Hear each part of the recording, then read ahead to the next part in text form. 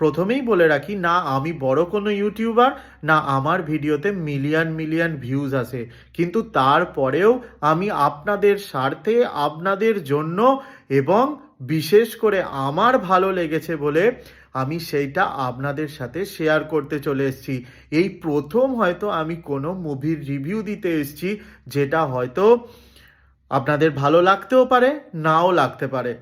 প্রথমেই বলে রাখি, আমি কোনো বিগ বাজেটের মুভিকে নিয়ে কথা বলছি না, আমি কোনো বলিউড বা হলিউডের সিনেমাকে নিয়ে বলছি না।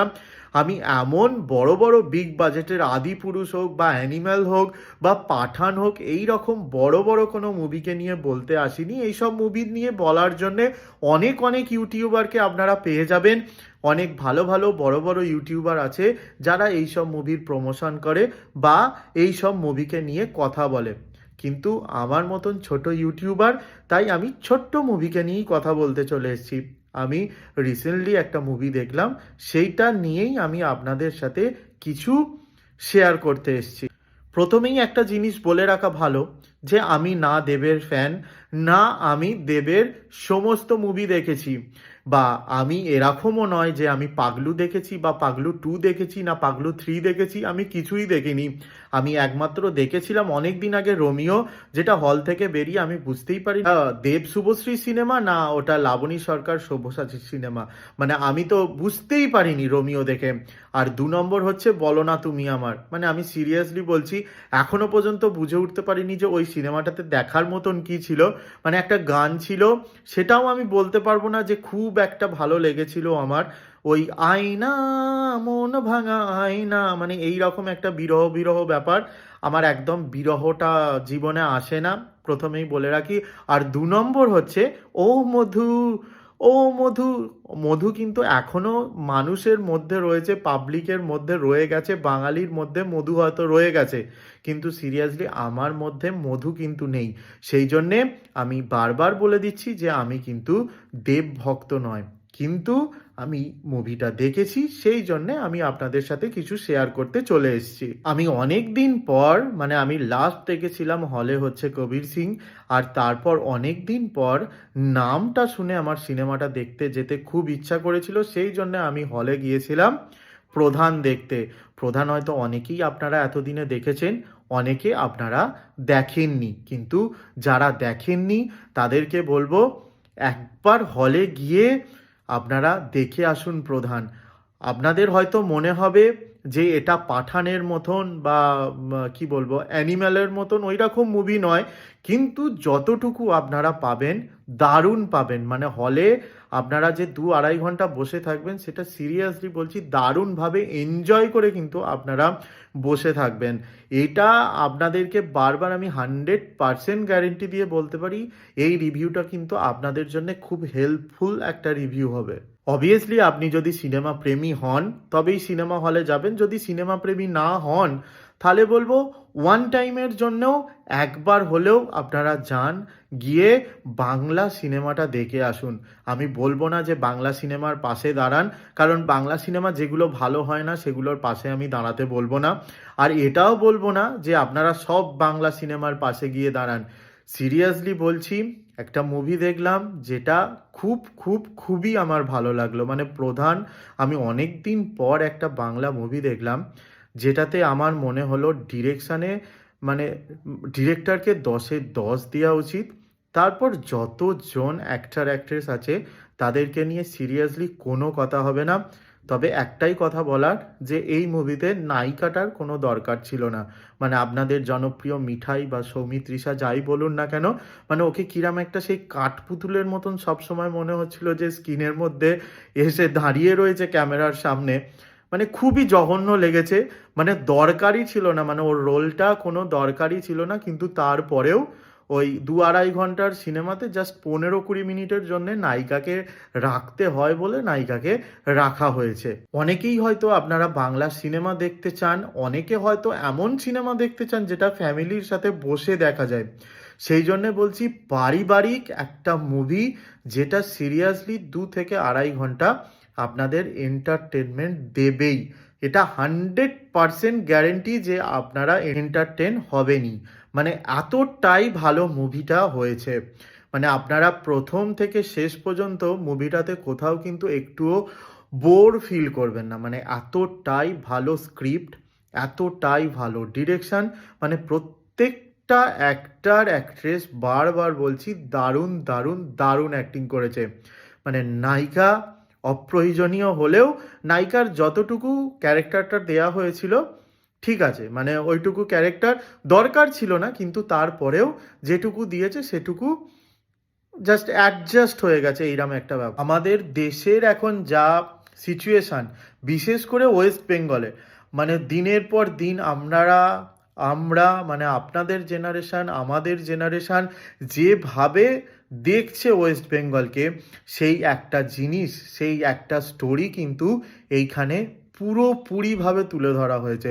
মানে আপনারা পুরোপুরিভাবে নিজেদেরকে রিলেট করতে পারবেন এই মুভিটার সাথে। মানে সে স্বামী স্ত্রীর সম্পর্ক হোক, বা ছাত্রের মানে স্টুডেন্টের সাথে শিক্ষক মহাশয়ের একটা রিলেশন হোক, বা রাজনীতিবিদের সাথে সাধারণ মানুষের একটা সম্পর্ক হোক, প্রত্যেকটা জিনিস কিন্তু এখানে সুন্দরভাবে ফুটিয়ে তোলা হয়েছে। সেটা মিড ডে মিল হোক, বা রাস্তা হোক, যে কোনো পথশ্রী হোক, রূপশ্রী, কন্যাশ্রী, যাই হোক না কেন, মানে এখানে রূপশ্রী কন্যাশ্রী দেখানো হয়নি, কিন্তু পথশ্রীটা দেখানো হয়েছে। তো সেই জন্য বলছি, পথশ্রী হোক বা মিড ডে মিল হোক, প্রত্যেকটা জিনিস কিন্তু এখানে সুন্দরভাবে ফুটিয়ে তোলা হয়েছে, যেটা হয়তো আপনারা অনেকেই হলে গিয়ে দেখলে এই মুভিটার একটা দারুণ দারুণ মজা নিতে পারবেন নতুন বছরে। অনেকেই হয়তো ভাবতে পারেন আমি কেন হঠাৎ করে মুভি রিভিউ দিচ্ছি। আমি সিরিয়াসলি মুভিটার রিভিউ দিচ্ছি, কারণ সিরিয়াসলি মন থেকে আমার মুভিটা ভালো লেগেছে।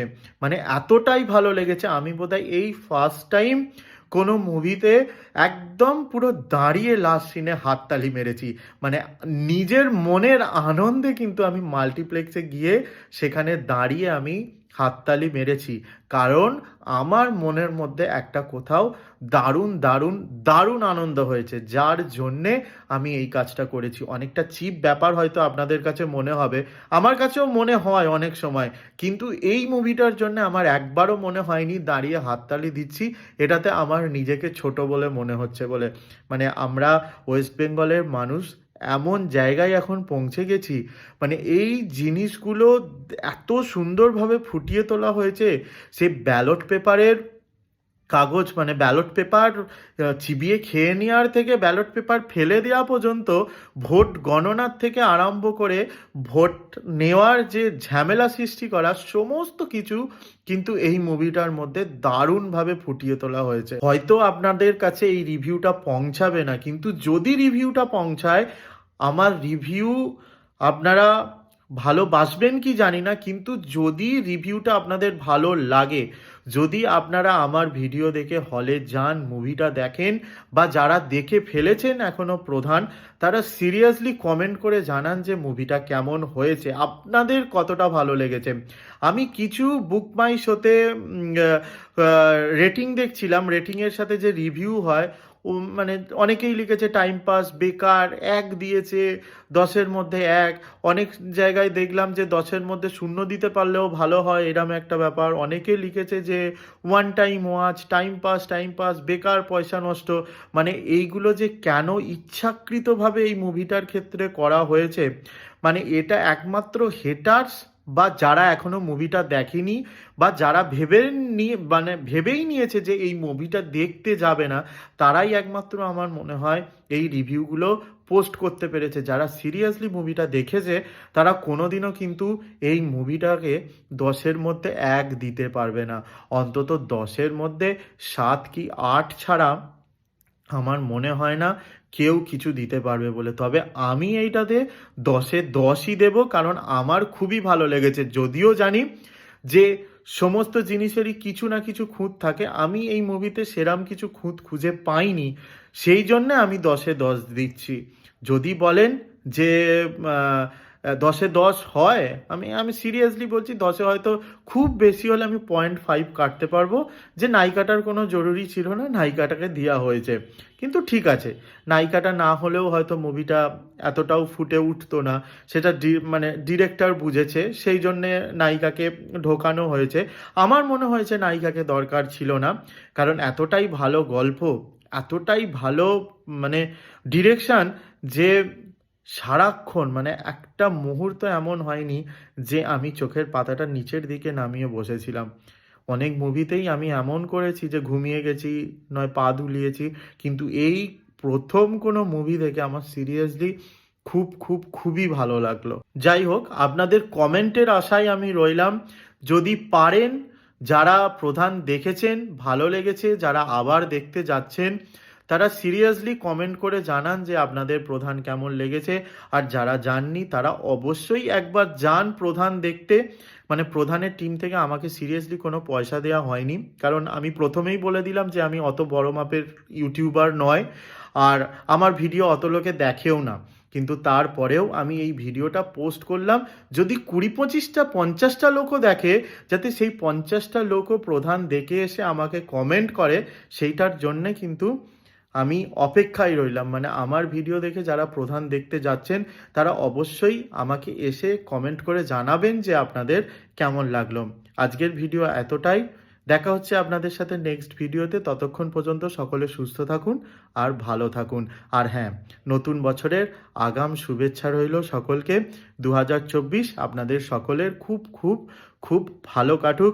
আর অবশ্যই আপনাদের এই ভাই বলুন বা সন্তান বলুন, দাদা বলুন, যাই বলুন না কেন, আমার জন্য একটু প্রে করবেন, যাতে আমারও 2024 সাল ভালো কাটে।